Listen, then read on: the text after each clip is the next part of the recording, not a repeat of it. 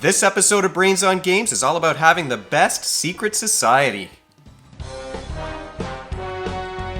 Welcome to Brains on Games. I'm Dr. Brian McDonald, and this episode we're going to talk about a game that's as current as any game that I've ever played. It's a game where you're doing lots of behind-the-scenes politics and using your secret society to rule the world from the shadows. Maybe from the shadows, but maybe you'll be in the public eye too. It's a game that was sent to me by Dragon Dawn Productions, a game called Grey Eminence. Now, Grey Eminence is a game that can be played by kids age 12 and up. It's certainly a game that to me seems more appropriate for the teen crowd. It's a game you can play in 60 to 90 minutes, and you can play it with between 3 and 6 players. Let's talk about Grey Eminence and what is this game all about. So the Grey Eminence is the power behind the throne, and in this game each player is going to represent some secret society that's manipulating political events from behind the scenes. Like I said, it is a game that's as current as any game that I've ever played. There's a deck of tweets that are going to be sent by the President of the United States in this game, which is the first time I've seen Twitter really referenced in a board game. Each player is going to have a little secret society token like this one. That's going to be used to determine the turn order, and there's certain things that happen depending on where you are in that order, and you get a little secret box with a matching symbol where you will hide your resources that you're going to be gathering through the game. The resources are money and power and influence, and these are the things that you're going to use to manipulate world events and political events from behind the scenes, like I said. Each player is also going to be playing as a particular character from the world stage, and these are real world people. Although you won't see their first and last names on these cards, you can certainly recognize them by their pictures and by the title here at the top. When I played as this person right here, Spaceman Jeff, who you might recognize as a tech industry figure for sure. Like I said, you can play as the Pope. You could play as Sir David, who clearly looks like Sir David Attenborough. You could play as the British monarch as well. These cards determine what resources you're going to start with in your little secret resource box that you have, because you hide the amount of resources you have from the other players, and they also give you some additional missions or abilities that you might be able to pull off during the game. Spaceman Jeff is a good example here. Like I said, that's who I enjoyed playing when I was playing the game. He can spend some money to develop the space program, and that's going to give him some victory points, and he gains extra victory points for events that are resolved in certain ways, and we'll talk about those events as we go through the game. Here you've got the main board that's going to be in the middle of the table as you're playing this game. It indicates the U.S. relationships. It's a game where you're really manipulating the Americans' relationships with different factions or countries in the world. And depending on what scenario you're playing, these relationships are going to start at different levels. So the base scenario, the one that it's recommended that you try out first, looks at Europe. And there's a little story that you read at the beginning to sort of set things up. But on the back of that card, it dictates how the game is going to be set up, which cards are going to be in these decks. The scenario really customizes what kinds of things are going to happen as you play the game. The scenario also gives you a common goal that you're trying to reach, and if you're unable to accomplish that goal, everyone loses the game, so you can't declare a winner. And in this case, you have to have at least half of the events with the EU hashtag have to be resolved in order to win the game. So there are several events in an event deck that are going to happen, and the event deck is determined, like I said, by the scenario that you're playing.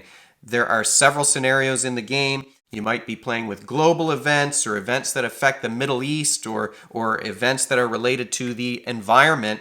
And like I said, that determines the setup on the main board, and it determines what cards are going into these different decks that you're going to be playing with through the game. So clearly what everybody is going to be trying to do is resolve events that have that EU hashtag on them. There's a lot going on in this game. The rulebook is dense and the text is small. I definitely needed my reading glasses to play this one. But you can see on the player board, like you might have noticed before, the player board has a list of the different things that happen in a turn. It's got spaces where you can put faction cards, which we'll talk about, and it's got some spaces where you can select your actions each turn. But we'll talk about those things in a minute. The back of the player card also has a cheat sheet with all of the symbols and the different things that you need to know about in the game, but there are smaller reference cards as well that you can have beside you so you're not flipping this thing back and forth. You've chosen your scenario, you've set up your decks, and now you're just about ready to play this game. Your character, your gray avatar, is going to determine your starting resources. So Spaceman Jeff here is going to get 6 money and 1 power, whereas the British Monarch is going to get 3 money, 2 power, 3 influence, and also 2 factions. You put those little resource cubes in your secret box, so I mean, people will know what you're starting with, but as you spend and gain resources, it's going to be hard for them to keep track of how much you have in here.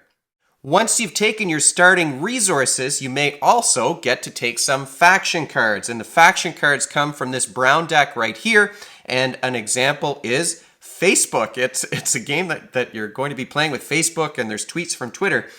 You might also get regulators, for example. These are cards that give you ongoing or recurring bonuses in the game. You place your faction at the top of your player mat, and when you wish to take this bonus, you're going to exhaust that faction, and then you've got a cost to bring it back to being ready for action once again. In Facebook's case, you discard one of your other faction cards, but you get to add +4 influence to the pool. With regulators, you gain an influence for yourself, you add an influence to the pool. They're all different. I mean, there's a whole stack of these things that you're going to have either at the beginning of the game or that you can pick up as you play the game. One last thing before we get started. You've got your resources, you've got your factions. You also get to take some secret objectives. Your avatars, your gray eminences, have their own objectives that are going to earn the victory points at the end of the game. But you also get to draw 3 of these at the start of the game, and you keep 2 of them, and they're things that you might be working on. At the beginning of the game, they're face down beside your board, but they might get revealed as you play, and we'll talk about that as we go through the turns. There are things that might give you victory points for spending money or influence or power. There are things that might give you victory points if a certain number of events are resolved a certain way. It's one extra thing for you to keep track of and to work towards. Now you've got everything set up, and let's go through a turn of Gray Eminence one phase at a time. There are a bunch of different things that happen each turn, and they've set things up to try and allow those things to happen as smoothly as possible. There's some simultaneous play that we'll talk about when we get to the action phase. The first phase of the game is the refresh phase, and you begin by drawing 4 of these action cards. In later turns of the game, you're going to have some of these in your hand already. The maximum hand size is 8. If you draw 4 and you have more than 8 cards, you discard down until you only have 8 of these. Most of these cards have 2 different things on them, one in blue and one that's darker. The blue is a common good action, and the darker one is for your personal gain. Those are things that will add resources to your box if it's for personal gain, or you'll add resources to the bidding pool, which will help you to resolve the events that you're going to be drawing. During the refresh phase, you can also spend resources to refresh those factions. So if you've used your Facebook faction, you can spend the resources to flip that back around so it's ready to be used again later on. Once you've refreshed your faction cards and you've drawn your action cards, the second phase of the game begins, and that's the event phase. You draw one of these event cards, you flip it over, there's some flavor text at the top that explains what's going on. In this case, it's a digital tax. So the European Union is planning on imposing a digital tax on some of these high-tech companies, which I'm sure Spaceman Jeff is not going to be happy about. You'll put your event right down here. You might look closely at the different ways that it can be resolved, and these resolutions are going to require certain resources to be here in the bidding pool. We'll talk about the bidding pool because that's the third phase of the game. The third phase is all about bidding. That's where you would take resources from your secret box and you're bidding to determine the turn order in the game.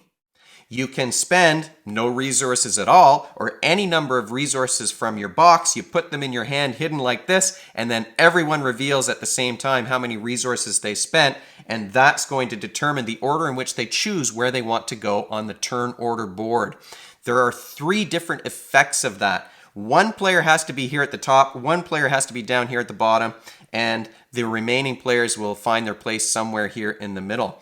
If you're at the top in the public eye, that has a certain impact on your turn. Well, you get to go first of all, but because you're in the public eye, one of your secret objectives will be revealed. It'll be flipped over so it's face up. Now, everyone else, it's not such a secret objective anymore. Everyone else can see what that objective is. However, you can also gain 1 money or 1 influence, and you get a faction card. So there are advantages beyond going first, maybe, to being in the public eye. If you're in the shadows down here at the bottom, you're going to go last, but you get to take a faction card from one of the other players.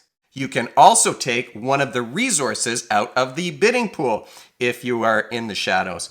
If you're in the middle, if you're one of those gray eminence positions, you get to gain a resource from the common pool, so not from the bidding pool, but from the common resource pile that you might have in the middle of the table, and you get to draw an extra action card. The other bonus of being in the middle here, of being one of the gray eminences, is that for free you get to play an extra action card on your turn. Once everyone's revealed their bid and all of the resources wind up here in the middle, they choose where they're going to go. I'll just put them on here anywhere.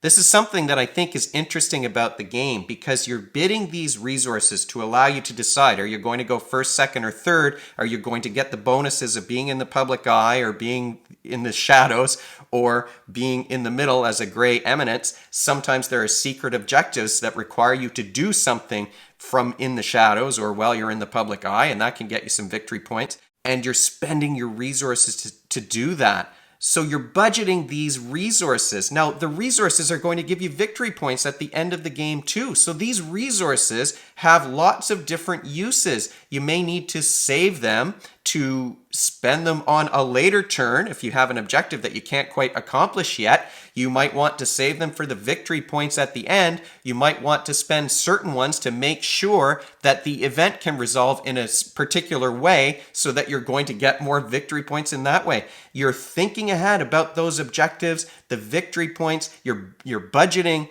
for later actions, and when you're thinking and planning ahead, you're using the executive functioning skills.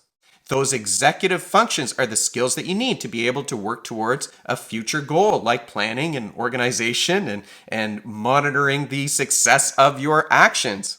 If your individual abilities are members of an orchestra, the executive functioning skills are like the conductor that determines what skill you're going to use and how that's going to be applied. Like many strategy games, Gray Eminence is one that does practice those executive functioning skills. And part of that is all about determining how many of those resources you're going to spend, balancing, hanging on to those things versus being able to choose whether you go first, second, or third, or what your turn order is in the game.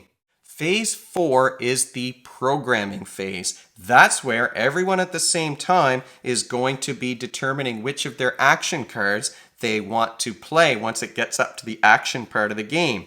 There are a couple of different ways that these action cards play out. Sometimes they only have the blue section, sometimes they have a blue and a dark section. So the cards may be used for the common good, which means they're going to be used to resolve an objective, or they can be used for your personal gain and add things here to your secret box. You can choose 3 of these cards on your turn. 1 has to be for personal gain, 1 has to be for the common good, and 1 gets discarded. So if you have an extra card that you just want to get rid of, sometimes you're getting rid of cards that you wish you could hang on to. But each turn you're playing 3 of these, 1 for the common good, 1 for your own personal gain, and 1 that gets discarded. The Gray Eminence gets to play an extra one for free, but other players can spend 1 resource to program a 4th action as well.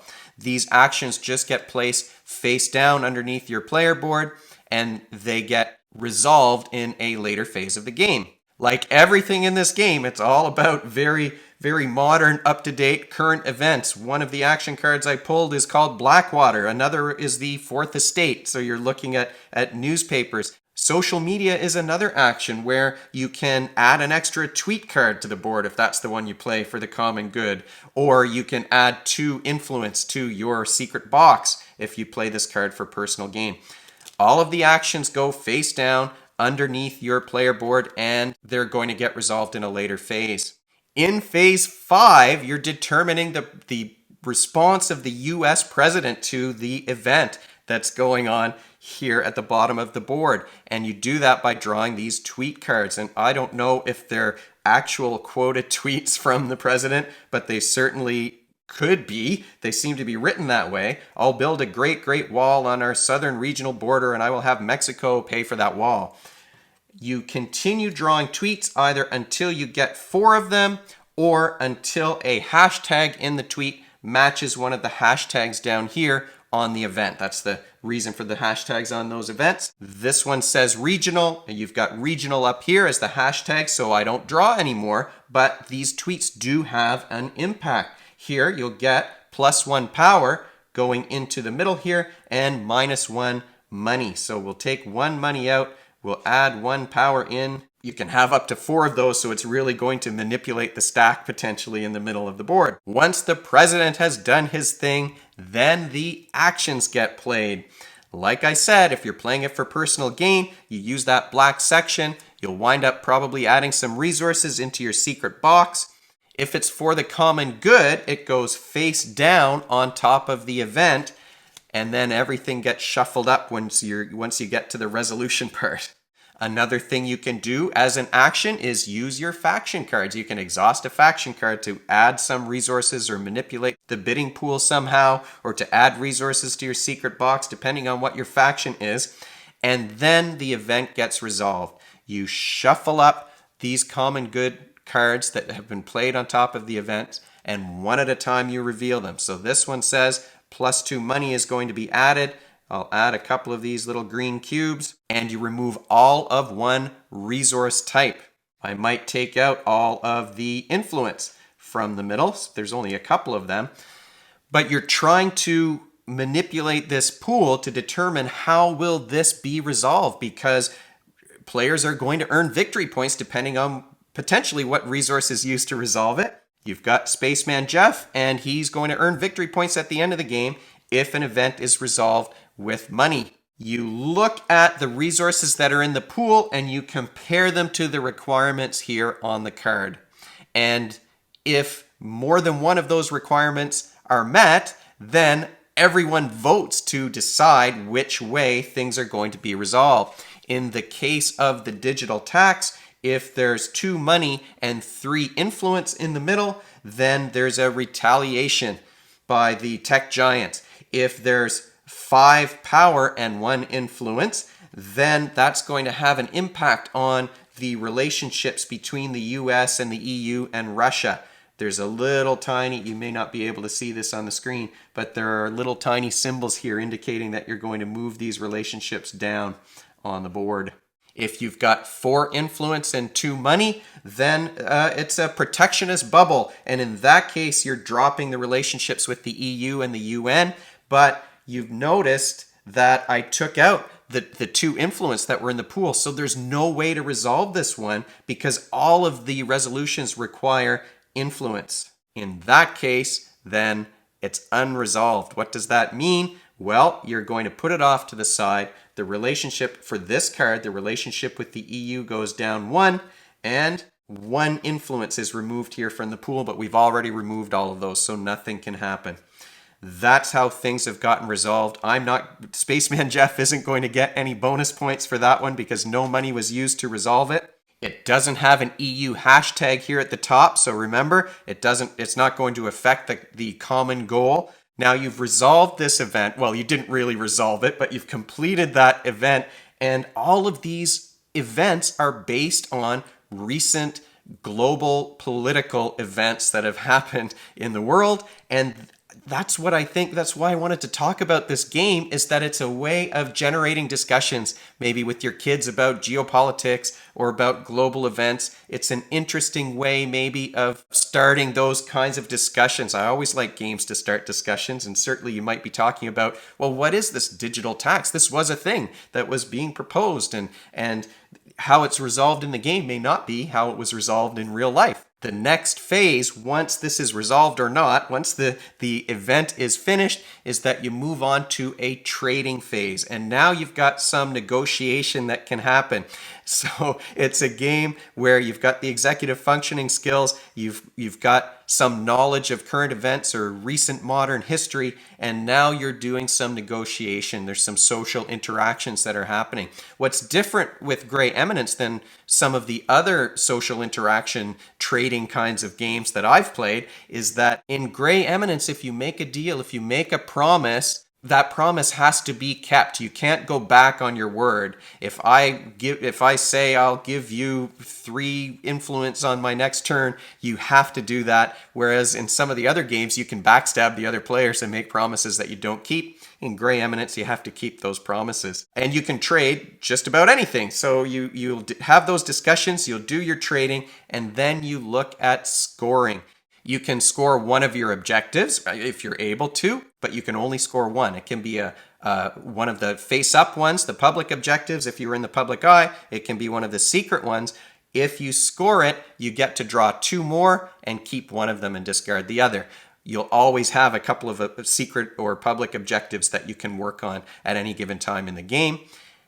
And then you move on to the next turn. You move this down 1, and it's a game where you're playing 5 rounds or 8 rounds if you want to play a longer game, and you continually go through that process of those 9 steps. And that, in a nutshell, is Grey Eminence, a game that involves current events and very modern history, a game where you're talking about Twitter and social media, a game where you're looking at world events and talking with your kids about world events, a game that requires you to think and plan ahead using those executive functioning skills, and where there's some social interaction and negotiation that's going on. If you have any questions or suggestions for me, you can find me at Brian@brainsongames.ca. Brainsongames.ca is the website. That's where future episodes will go, and the previous episodes are up there already. Brains on Games is the Twitter handle and the Facebook page and the Instagram feed, so we're all over the place. And if you enjoyed this video and you want to be notified of future ones, you can head on over to YouTube and click that subscribe button. Thanks for joining me, and hopefully I'll see you next time.